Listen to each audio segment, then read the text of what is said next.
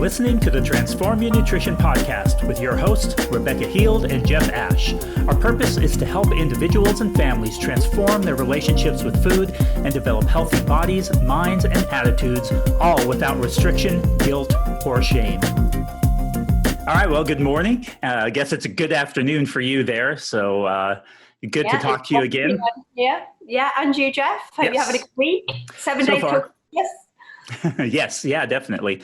So it will be a smaller Christmas, but probably something similar to what we did for Thanksgiving around here, where it's just the two of us, my wife and I and her mom. The kids are 700 miles away, unfortunately, in New Mexico, so we won't be seeing them, but they'll be, I guess they're going to be getting together with each other and my mom, and so that will be good.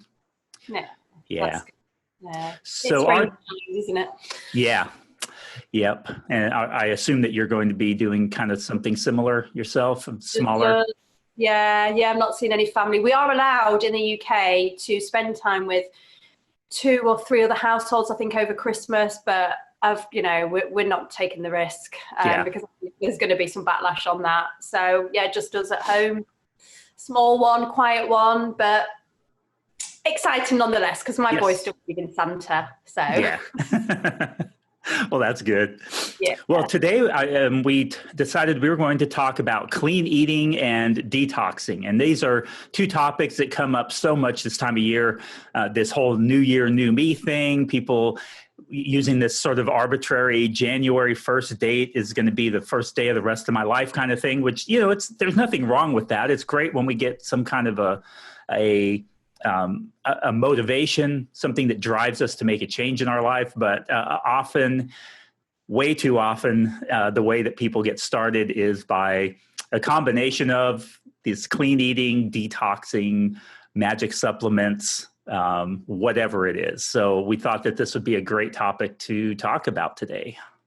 Yeah, because I think we agreed, didn't we, that we'd try and do some myth busting in the upcoming episodes. And what better to start at this time of year with the 2 biggest kind of, I guess, confusing topics around nutrition that are very timely, I think. And I think it is almost like people see eating clean or detoxing as a kind of get out clause for stuffing their faces and overdoing it over Christmas because they've probably been restricting or dieting all year. So I think, just to kind of talk about the reality of it and the facts of it. I mean, we spoke last time about actually how you can enjoy Christmas without taking that approach, taking a much more balanced approach. So I think, if we talk about, which one do you want to start with? Should we start talking about eating clean? And what even does eating clean mean, Jeff? Yeah, I think that's a great place to start, because that is, it sounds good on the surface. I'm going to start eating clean. Clean eating. It sounds healthy. It sounds good. And so that's where so many people often start. And I think that that's a misguided starting point. There's nothing wrong with eating clean or cleaner or better or eating organic or whatever, cutting out certain things. There's nothing wrong with that nutritionally speaking, but there's a big problem when that's your focus. Yeah, and I think the thing with me when it comes to clean eating is, like I said, what does it even mean? Because to me, it's just a lot of misconceptions. And actually people that, advocate clean eating don't agree. Because what does it mean? What does it mean to you? Does it mean that you should only eat unprocessed foods? Does it mean that you should only eat organic foods? Does it mean that you should only eat raw foods? There are so many different takes on it. Does that make sense? Yeah, and then what's considered clean? Yes, exactly. I think the only main commonality, or the only theme that runs throughout it, from my perspective, I don't know if you agree, is that it always excludes a food or a food group, because it's telling you what not to eat. Does that make sense? Yeah, that's the whole focus of it. And some people may say, no, the focus is on all of the good things to eat. And I'm not saying everybody takes this approach, but the way it trickles down to the average person is these things are bad and I need to take them out if I want to be eating clean. as opposed to a focus on what changes can I make, what improvements can I make, what can I do to benefit myself, benefit my body. It's always this, well, this food's bad, that food's bad, that food's bad. You got to take those out. And then if you want to eat them, then it's considered a cheat. So you cheat on your clean diet. Yeah. And there's just, it's a very twisted mentality from my perspective. Definitely. And, I'm not saying that people shouldn't be focusing on whole foods. They should favor whole foods in their diet. But I think it's about kind of making them the most part, but not the only part, also including other foods in there that are good for you emotionally, psychologically. We've talked about this a lot before, haven't we? Yeah. And I think I'd like to just kind of delve a little bit into kind of some of the misconceptions around clean eating as well, in terms of organic. Some people think that they have to eat organic, but even organic, this whole idea of you've got to eat organic, that is very often overplayed as well, isn't it? Yeah. What are your thoughts on that? Well, yeah. And I think my main issue with organic is that there's a lot of hype around it. There's a lot of speculation, a lot of nonsensical claims that aren't backed by evidence. And so we can acknowledge that organic, I guess, some studies have shown that they have about 30% less or 30% fewer chemicals on those products. Sometimes, again, it depends on the specific food, and we could spend a whole episode going into that, but we won't do that here. But so there is something to it. There are less chemicals on organic food, and so you could think of it from that perspective and say, well, these chemicals are certainly not beneficial to me, and so if I can reduce that's probably technically a little bit healthier. But the problem is that there isn't any strong research or evidence that these additional chemicals are causing any major issues, at least from a population level, or not that a particular individual might not react to something, we're not talking about that, but there's this reduction in there. And I think that if you can afford organic and you have it available, go for it. Yeah. But the problem is that when you get fixed on that and think, I have to eat organic, now you start to feel guilty if you can't afford it, if you can't find it. Maybe you avoid certain foods because you can't find them in an organic version. And then often the organic label is just thrown around with this health halo effect.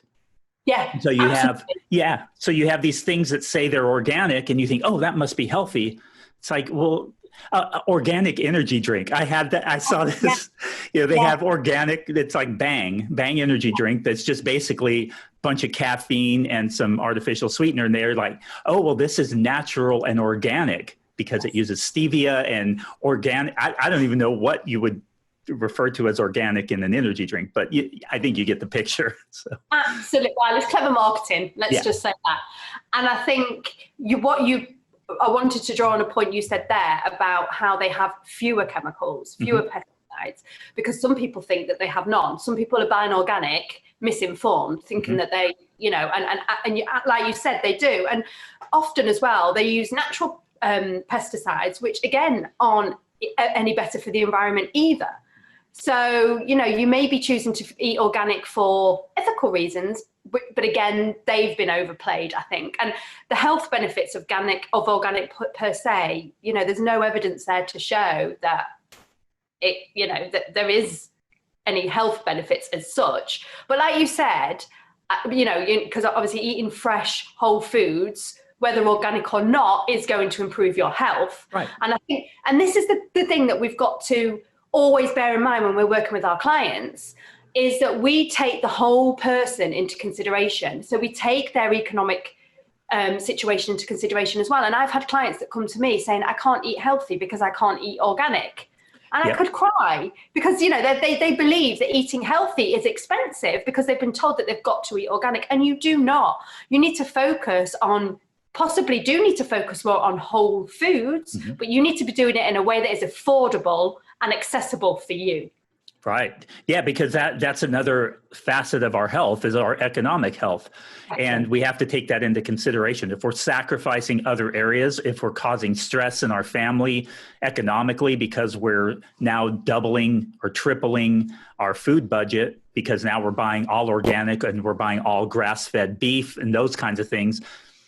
Again, there's nothing wrong with it if it's not impacting your pocketbook in a way that matters to you.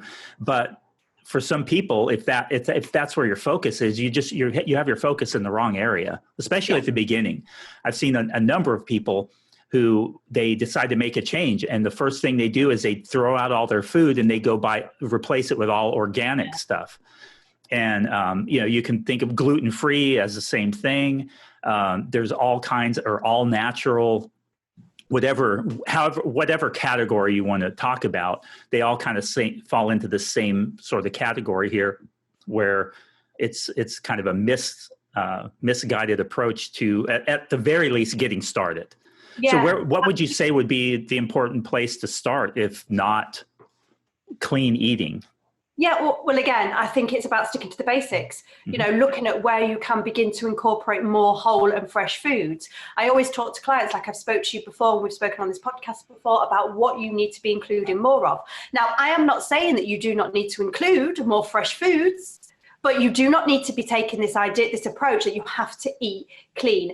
And, but again, like I said, some people when they say eat clean, it doesn't necessarily mean that they are just eating completely unprocessed foods all of the time. It might just mean that they are cleaning their diet up. So they're still having some processed foods, but they're incorporating more fruits, vegetables, legumes, etc., which is great. But for other people, they can take, clean eating to the other end of the spectrum.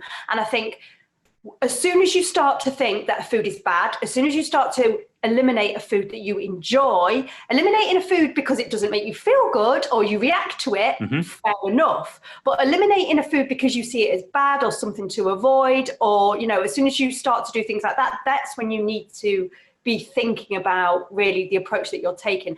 And if you're doing it, thinking that it is, if it's not from, because a lot of people will choose not to eat certain foods, for ethical reasons, etc., which is absolutely fine. But if you're doing it just because you think it's going to improve your health or help you to lose weight, which is the next thing I want to come on to, yes, then you're probably not doing it for the right reasons or from the right place. And it will have an effect on your social and emotional functioning. Yes. Yeah, absolutely. I agree 100%. And I think this is the next thing I wanted to touch on, is that as well, people think I'm going to eat clean and I'm automatically going to lose weight. Well, no, because even though you're eating clean, you're still eating calories. Yes. You can actually eat a completely unclean diet, a totally processed diet, and lose weight quicker than you would do if you were eating a very good clean diet. Does that make sense? Yeah, well, we have those examples from a few of these small studies where they're kind of unequal one studies where a person ate Twinkies for 60 days, Twinkies and protein shakes, and that's all they ate or something. Or the McDonald's diet guy he ate nothing but McDonald's and lost weight. And so we can see that can happen. Of course, that's certainly not advisable because there's so many reasons why would not be an appropriate way to go about your nutrition. But the same thing, it illustrates the fact that it's not so much the types of foods or the kinds of foods that we eat that cause the weight loss. It's really that the amount of food, the amount of energy that we take in, the calorie content of that food, that's going to make that big difference. Now, it's not to say that these different kinds of foods don't have a different effect on our body, which makes it easier to lose weight or healthier for our bodies. But again, coming back to that, what's the difference between non-organic and organic when it comes to the bulk of the benefits that you get from, let's say, fruits and vegetables?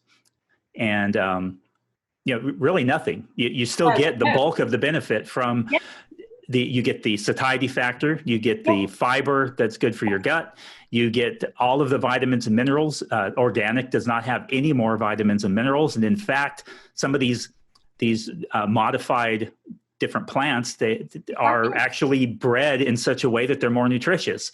And so they're not, there's just this misconception on what you get from going with clean or organic. And I mean, even frozen foods are another example. They're not fresh technically, but they're just as nutritious bags of frozen vegetables as they are when they're fresh. And so again, that can be another factor that you find very helpful because they're cost effective. I can buy a pound of mixed vegetables for $1 here in the US, where it would cost me several dollars to buy fresh. And I get the same nutrient content and the convenience of it. I don't have to prep anything. I just dump it in a pan and cook it and it's ready to go. So lots of factors like that can really make this whole weight loss, improving your diet and nutrition much, much easier if you get to the basics, stick to the big picture items. Yeah, definitely. What you said there about the frozen and the fresh, I nearly did a post about that today because I don't know if you saw, but Elf on the Shelf got the frozen peas out. And so I did a little post on it, but I wanted to go on and talk about fresh and frozen because people automatically think fresh is always best, and it's not always the case. You know, for me, you know, I do one big shop a week, and actually if I buy some fresh food like 7 or 10 days before I eat it, I probably would have been better off just getting some frozen and having that out the freezer when I need to be topping up again. Does that make sense? Yeah, absolutely. And there are plenty of foods, and even my kids said it when we did a podcast with them, that actually, you know, foods are left on the shelves in the supermarkets for a long time, so they lose their nutrients. The longer they're picked, the quicker that they begin to, as soon as a fruit or vegetable is picked or produce is picked, it begins to lose its nutrients. So sometimes when they're frozen straight away, it maintains the nutrients so we can get more health benefits out of it. Yeah. So, you know, but I think the thing is, and it comes down to this, you know, it's the same underlying principle is whenever you go for, you know, we should never be looking at extremes. Okay. We should always be looking at the middle of the road and having a balance. And, you know, yes, of course, we're not advocating that you eat a overly processed diet at all, but we're also, you know, being realistic about the fact that eating clean does not necessarily provide the health benefits emotionally, socially, economically, etc., that we would expect. Yeah. So what would you say would be a better way to focus? You know, some people are thinking clean because they want to clean up their diet. And so where would you say is the number one place to focus then if somebody is just really wanting to kind of clean up their diet and improve on those things and put more healthy foods into their body, obviously see some weight loss occur? That's such a common thing. Which would happen if people look at, if somebody is overweight, if somebody is overeating and needs to lose weight, that will happen if they do look at that, if they start to analyze their eating behaviors and what is dictating that. And I think this is the whole thing about, you know, when you get in your head that you need to eat clean, you then behave in a certain way. Does that make sense? Yeah. So it's all about unpicking what's going on in the mind to then impact on the behaviors and the choices that you make, if that makes sense. But to come back to what you said about, what should someone focus on? That's a very broad question because everybody has a different starting point. So it does depend. But, you know, like, for example, I spoke to a new client yesterday and his diet is probably mainly processed foods. Okay, he is relying a lot on processed foods. So what I said to him was, we're going to look at to begin with, just incorporating a portion of vegetables with your evening meal to begin with every day. That's your goal to begin with. And then we'll build on that. So it just all depends on your starting point. Whereas sometimes I'll have clients that actually are coming to me and they're eating a decent amount of fruit and vegetables, but they're possibly not eating enough other things. So they're not eating other things that are going to keep them satiated. So they will, you know, I'm eating lots of fruit, I'm eating lots of vegetables, but they're not getting enough protein. They're not getting enough, as many other carbohydrates in their diet. So they're going hungry and they're craving sugar. Okay. So it just does depend. It might not mean that you need to necessarily include more fruit and vegetables. You might be needing to include more lean meats and, you know, so that doesn't answer your question specifically because it's a difficult one, isn't it? Because everybody's different. It is. And I think, and part of the reason I asked that was just that exact reason, to illustrate the fact that there is the answer to improving your body composition is not eating clean. For one person, it may be that they just need to add in some additional nutritious foods. Maybe that their current diet is completely devoid of nutrition, and they really do just need to add in. And one of the things I'd like to highlight with what you said, and we've talked about this before, is focusing on what can I add rather than what can I take away. So when you start thinking, well, I could add some more fruits and vegetables to my diet, rather than thinking, okay, I should take away potatoes, or I should take away bread. No, it's like, potatoes are amazing. But we often get, well, I mean, we get fixated on this idea that I have to cut out bread.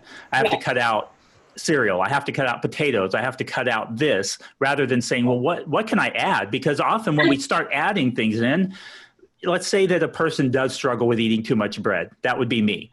And because I do, I eat tons of bread, and I probably eat more than I really need, but I really enjoy it. But I do find that if I add in other things, then I tend to eat less bread. And so if bread is truly an issue for you, where you're eating, let's say you're eating 1,500 calories worth of bread a day, it's probably more than most of us need. But if I add in something, rather than think I have to cut out bread, if I just think I add in something, well, now I may not even desire as much bread. I may not have room during my meals for that much bread. And so that's just a simple example there. But when you think from an additive, positive approach, then you don't get stuck on this negative kind of, what do I have to take out? What do I have to take out? Yeah, and I think there's a two-pronged approach there. So absolutely, there is this whole idea of when you start to add things in, you will find that you're probably not eating as much bread, etc. But the other thing as well is that when you start to look at it from an approach of what do I need to add rather than what I need to take away, you're also not then thinking bread's bad and I shouldn't have it, because this is a lot of the reason why a lot of my clients overeat on bread, is because they're seeing it as something that is bad or something to avoid. So they end up, wanting it more.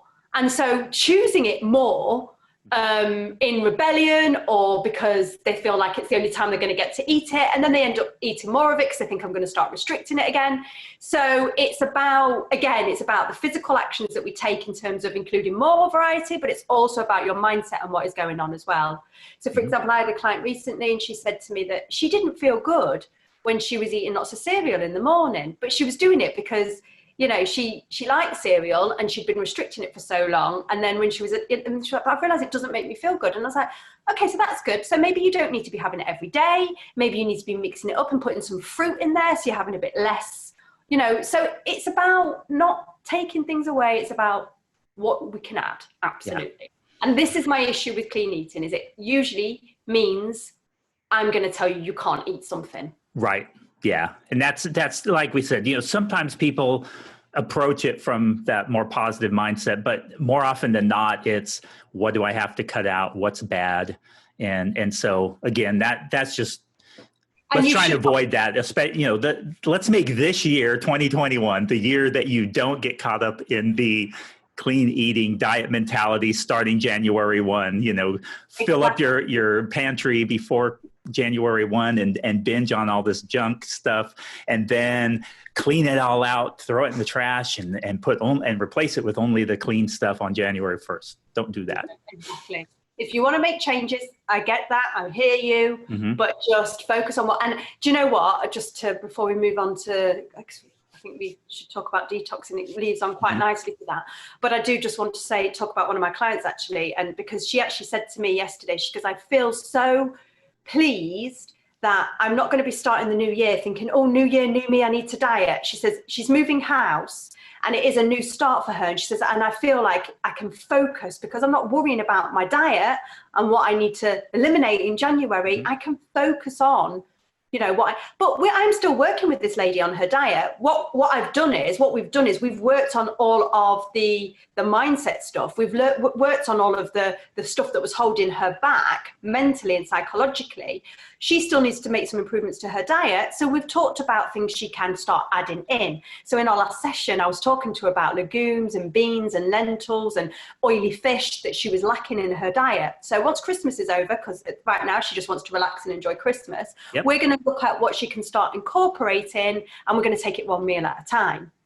But because we've worked on the mindset stuff, she's going into the new year with the right frame of mind, and we're going to then, and like I said, incorporate the things that she needs to include. Yeah, well, that's just such a great approach, and a healthier overall approach, just mentally, psychologically, emotionally, socially. Yeah. Yeah, so that does lead us nicely into the next topic we were going to talk about, which was detoxes, because this is another thing that's so common this time of year. You see, this is when the MLM people come out with their detoxes that they're pushing on people, and with claims that you can lose all this weight, get a healthy start to the new year and drop 15 pounds in 2 weeks and this kind of thing. So what are your thoughts on detoxes, cleanses, these rapid getting started approaches? My first question is always, what are you trying to detox? Mm-hmm. What toxins are you actually trying to eliminate? And interestingly, there was a study that was done, and it looked at a lot of these detoxes, and it actually identified that a lot of the products, a lot of the companies that were selling these detoxes had no idea what toxins they were supposed to be eliminating. Yep. Never mind having no idea whether or not they worked, because how do they know if they worked? And they don't. At the end of the day, your body does a very good job of detoxifying itself. Mm-hmm. You've got everything you need. You've got your liver, your kidneys, you've got everything you need to detoxify. You do not need to be going on a detox to do it for you. Yeah. And now what if your liver isn't working right? Then what are these detoxes good for that? Maybe your liver isn't functioning well. And so do they help detoxify you? What, the detoxes, do they help to detoxify? If your liver isn't functioning right? Well, if your liver isn't functioning, then you should be getting medical treatment. Exactly. Yeah, that was sort of a silly question to make a point there. But yeah, our bodies are designed to get rid of these toxins, and a few substances aren't going to suddenly make it get rid of toxins. And again, that like you pointed out. It's a good point what you said there, though, about your liver not functioning, because you would go and you would seek medical advice. You wouldn't go on a detox. So why would you go on a detox? Because you think you've had too much alcohol or eaten too many bad foods over Christmas. Let your body do its job. The best thing you can do is to feed your body well, nurture it, make sure that it is as de-stressed as possible. Make sure that you're eating regularly and getting the nutrients that you need, and then your body will be functioning optimally. And when your body is functioning optimally, it does its job for you. Yeah. Now, well, how do these detoxes work? Because some people swear by them. They will take the detox, and then in 2 weeks they've dropped 15 pounds. So why would that not be a good thing? It kickstarted things. This person lost all this weight. It would have taken 2 months to lose that if you just went with changing up your eating. How does that work then? Because they do, they work, right? They change the scale number. Oh, that's exactly what they do. You feel less bloated, right? Because basically, as you know, that usually they eliminate carbohydrates, and you basically are depleting your body of its glycogen stores when you go on a detox. So it's water weight, basically. Yeah. And you see a big drop in the scales, but it's not fat loss, it's water loss. And then as soon as you start to eat normally again, what happens? Yep. This is why people get so despondent. They go, oh, yeah, I've lost like 6 pounds in 6 days. And then as soon as they go back to eating again, because a lot of these detoxes are juices or shakes, etc. Mm-hmm. I mean, there is a lot of people will say that they feel better when they have a detox, but I would say 9 times out of 10, that's because they are getting a lot more micronutrients from doing some of these cleanses, etc. So again, it does come to focus more on including more micronutrients in your diet, focus more on getting some fresh whole foods in your diet, but you do not need to be detoxing. You don't need to be detoxing, to lose weight or to actually detoxify, because it's not doing that. There's no evidence to show that any detox does detox, because your body does it for itself. And the weight loss is not weight loss, it's water loss. Yeah, well, and it also gets some of that food residue out of your body too, which if you just simply start eating a little bit more fiber, those kinds of things, it's going to have the same effect and not as dramatically and as explosively, possibly. When you talk to people who've done these detoxes, it can certainly clean you out much quicker than you might have expected. To keep, what basically, at the end of the day, what we need to be focusing on is making sure that people are, it's like, it comes back to exactly what I said before, Jeff, about making sure that you are keeping your body working as optimally as possible all the time by eating well, giving it what it needs, eating regularly, giving it the nutrients it needs, and then it will work. It will, things will pass through your body. Things will detoxify themselves. Mm-hmm. And I think it's this whole thing of people think, oh, I need to go on a detox because it's going to help me shift all of that weight that I lost, like it always does before. But think about it. I would urge anybody, and like I always, because at the end of the day, a detox, a cleanse is just another fad diet. Right. And I always urge any clients when they come to me, look at your diet history, write down every diet that you've done. And I want you to look at how much weight you lost and then how much you regained. And if you are constantly regaining weight that you've lost, then it's not working. And you need to be looking at long-term things that you can put into place. You do not need to go so extreme. You do not need to go on a severely restricted diet, to detox and feel better. I mean, because let's be honest, most people are doing these detox diets, not because they really, not really to, eliminate toxins, because they want to lose weight, because they feel bad for everything that they've indulged on. Mm-hmm. Okay. But trust your body, allow your body. You think about, right? Okay. And I was talking about this yesterday. You think about Christmas Day, right? You overeat. If you don't, you haven't enjoyed it, right? What always happens on Boxing Day? Everyone wants to go for a massive walk or do something because their body is saying, you had too much yesterday, you need to burn some energy off. Yeah. Because your body will make up. If you let your body do what it's supposed to do, it will naturally find where it's supposed to be. And your weight, again, your weight is never fixed. Your weight is transient over a period of time. Your weight should go up by a few pounds over the course of a year, depending on what's going on. Your weight should go up a little bit over Christmas.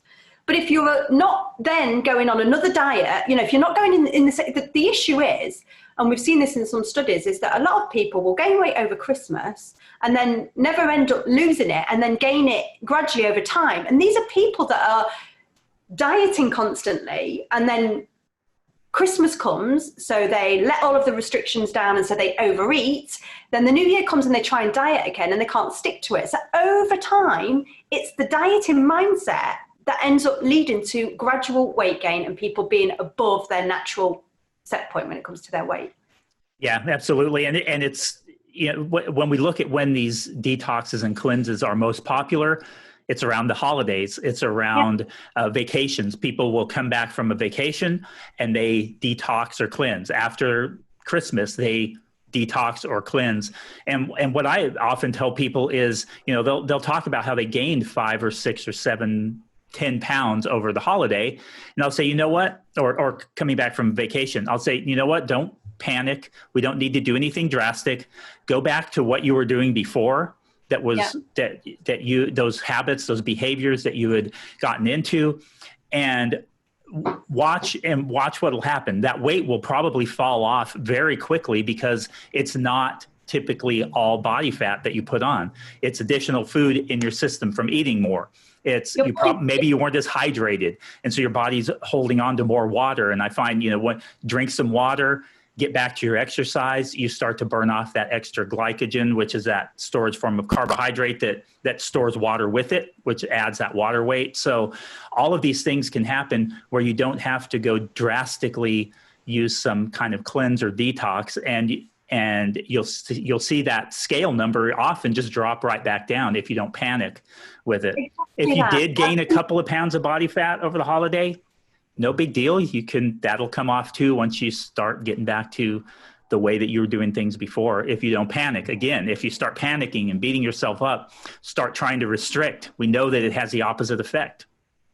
The thing is, I think what people misunderstand, you know, weight gain, weight gain and weight loss, is not this overnight phenomenon that we believe. The problem is, and my client this morning was just saying this, she's like, you know, when I used to go to Slimming World, the problem with Slimming World is that it promises you quick fixes. It promises you that you're going to lose weight fast. So you get into this mentality that weight loss, weight gain is something that just happens overnight. And it really isn't. Fat loss, fat gain, it really isn't. The number on the scales, yes, it's supposed to fluctuate, and it will fluctuate depending on what you've eaten, depending on whether you've been to the toilet. If you've had more salt, people sometimes say, I had a takeaway and I gained like 6 pounds. No, you probably just ate a lot more salt than usual. So you are, you know, if you eat salt, you retain water, you know, so it's transient, isn't it? Yeah. Okay, looking at the scale weight it's just not useful. We need to look at it at not you know, unless you're looking at it over a period of time. Looking at just, you know, single arbitrary readings on the scale is just pointless. And like I said, like you said, if you have overeaten over a period of a couple of weeks, you're not necessarily going to have gained, you know, fat automatically. And when you start to just get back to your normal ways, it will all balance itself out. And I've had clients that have said the same. They've gone like, oh, I didn't stress. I just came back. I went back to my normal ways and the weight did come off, you know? And it's like, whereas before they'd say I'd come back, I'd diet, I'd lose the weight, but then I'd put it all back on again. Because as soon as you start restricting, you start eating again. And it's just a vicious cycle. How about we just accept our weight will fluctuate. If we go on holiday, if it's Christmas, our weight will fluctuate a bit. Then when it's normal life, etc., your weight will get back to where it's supposed to. Yeah. If your weight doesn't go up by 1 pound or 2 over Christmas or on your birthday or when you go on holiday, then you're not making the most of it. You know? Yes, definitely. And this is where it's so important to see that food, you know, it's more than just something to keep you fueled. It's something that, you know, is so intertwined with, like I've said already, you know, our social lives, our emotional lives, our well-being. So yeah, well, it's frustrating to see this time of year that I think we see that the most popular diets or the most popular approaches are those that make the claim of how much weight you can lose in X amount of time. We see it on the magazine covers, all of this thing. So the emphasis is on the speed at which we can lose weight if we go on this particular diet or use this particular approach. And so that's what it's kind of that shiny toy, that shiny thing that everybody is looking for. It's like, oh, well, this diet claims I can lose 5 pounds in a week. This diet claims I can lose 10 pounds in the week. So I'm going to go on that one because I would rather lose 10 than 5. And it makes sense how people can get caught up in that mentality. And we all know year to year, it just seems to be that continues to happen over and over again. And you get caught up in this mentality of I need to find the reason that I'm still struggling with my weight is because I haven't found the perfect diet yet. And there's all of the nutrition science and research that's going on now is finding the small little tweaks here and there. All the core stuff, all the big bang for the buck, low hanging fruit things, we already figured that out, right? I mean, we figured out what the things that are going to have the biggest impact, and that's, you know, try and have less processed foods as the bulk of your diet. Eat more fruits and vegetables, eat plenty of protein, all of those things. That's not going to change. That they're not going to suddenly come out next year and with some groundbreaking research that finds that, oh, if you eat this particular substance, that now none of this other stuff matters anymore.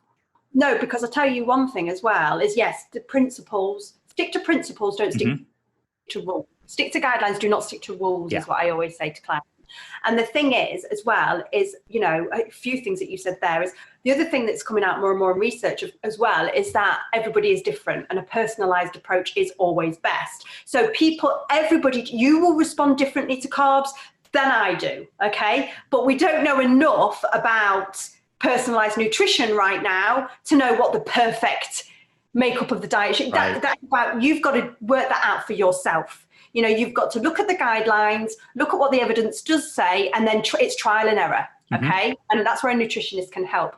But I think as well, what you mentioned about, you know, no new research is going to come out with some magic formula tomorrow. I think that is so important, is that, you know, there is no, it's boring. It's straightforward. I'm sorry. And you know, it is about you. There is no off the shelf diet that's suddenly going to get you ripped and, you know, and healthy and wonderful. And, you know, you've got to just be your own nutritionist in many ways. It's not glamorous. It's not funky. It's just sticking to the basics, being consistent, and find out what works for you. The problem is we live in a society where we want everything now. And if something's packaged up and is shiny and golden, we think, I'll have a bit of that.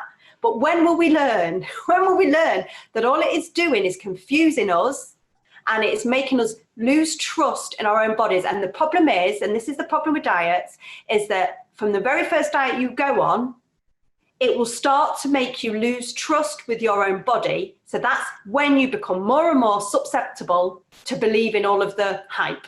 Yeah. Yeah, 100%.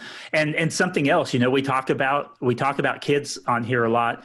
What does all of this, what does this mentality, this approach, how does that impact your kids? Because some person, a parent may approach this for themselves in one way that seems to work for them. But what kind of an impact is that having on their kids and their kids' mindset around food and their mentality when it comes to physical activity and exercise and all of these other aspects? What is that doing to the rest of your family? And I think that that's sometimes something that is very often overlooked, is when we're a parent, it's not just about us. It's not just about our kids either. If we neglect ourselves and make the center of the universe revolve around our children, that's also a problem. But at the same time, when we approach our health and our nutrition and our fitness from the standpoint of, well, this is my fitness journey and I need to do what's best for me, often that is not the best thing for the entire family, for your spouse, for your children. And so we do have to sometimes think of that in that context. And the approaches that you've talked about are so important because they will work for everybody. If you take that approach that you've been talking about here today and in other episodes and on your social media, this more easy approach like that it's going to be a safe approach to take with your kids too. The problem is it is the easy and the straightforward approach, but it isn't, because because people have to unpick a lot of misinformation, a lot of confusion, a lot of habits and beliefs that have been built up over time. And like you said, I think what you said about this is my fitness journey and I'm not going to, you know, I've had clients that have come to me and I could cry. You know, I've had mums that have come to me and they've said, I'm not eating with my family. I'm not eating with my children because my PT has told me I can only eat 800 calories a day. And my 800 calories a day doesn't allow me to have spaghetti bolognese with my kids. Now, you know, that is not healthy for you. Yep. That is not healthy for your children. It's not healthy for your family. Yeah, absolutely. And it is. It's. And I think if you're taking a journey, if you're understanding and realizing, you know, that this is a journey, it's a process, you can absolutely take your family along with you when you are focusing on the right things, you know? Exactly. Because then it will fit into your children's lifestyle. It'll fit into your lifestyle. I'm not saying you always have to eat exactly what your children eat. Of course not, you know, but it is about modeling, you know, and it's about instilling those healthy habits and behaviors. And we've talked about this a lot on other episodes, but, you know, I think that's a great point. Great point. Yeah, it's just the overall approach. We need to think about what this whole organic, clean eating, detox cleanses, not only, you know, what does that do for us? Is it getting the effect that we think it is? And also what's it doing to the rest of our family, our children, as far as what they're seeing, because you can think you're hiding it from your kids about what you're doing, but you're not. They're very observant. They're going to pick up on this. They're going to pick up on these things that we're doing, and we don't want them to get caught up in that diet culture mentality. You know, we were talking just earlier before we started recording this episode about that young girl who was 6 years old talking about how she had lost weight. And it's just not something that a 6-year-old should be thinking about. That's not a concept they should be understanding at that point yet. You have to be so, I mean, my kids are 7 and 10, and if they've got no concept of, they've jumped on the scales before, they've seen, you know, they know what, but they don't know anything. I'm so mindful, because I'm a woman. I'm not going to sit here and tell you that there are never days I feel bloated. I'm not going to sit here and tell you there are never days when I feel, you know, of course, I'm a human being. And even when you are comfortable in your own body, you're never 100% there. You're just resilient, and you know, because every day you're fighting with, you know, fat phobia, you're fighting with diet culture. But I tell you what, there have been days when I've been sat here and I've been like, and I would never sit there and say to my kids, oh, I'm looking fat, mummy needs to cut back. I have to be mindful about it. So it's not like it, you know, so it is about, it's not like overnight, suddenly it's all wonderful, and, you know, it takes time. And I guess my point is that you've always got to be conscious and aware. And if you're conscious and aware, then you are going to do the best that you can. Yeah. I think that's a great way to kind of sum up what we have been talking about in this episode, is just think about how these things are impacting yourself, also the rest of your family. There's nothing inherently wrong with eating organic. In fact, it may be a little better for you. There's nothing inherently wrong with trying to clean up your diet. There's nothing even inherently wrong with using a detox or a cleanse type approach to like get the extra food waste out of your system if you just happen to feel better with that.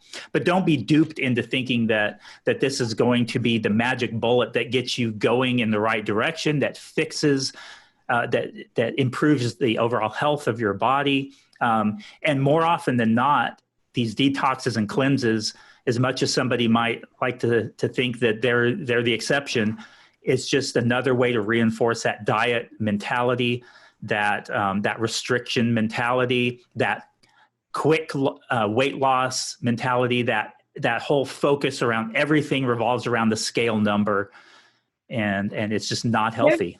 The only one thing I just want to make one last point is that what I have noticed more and more recently, though, is that people are becoming a bit more, the diet industry is becoming a bit smarter. Yes. And it is understanding that people are now realizing diets don't work.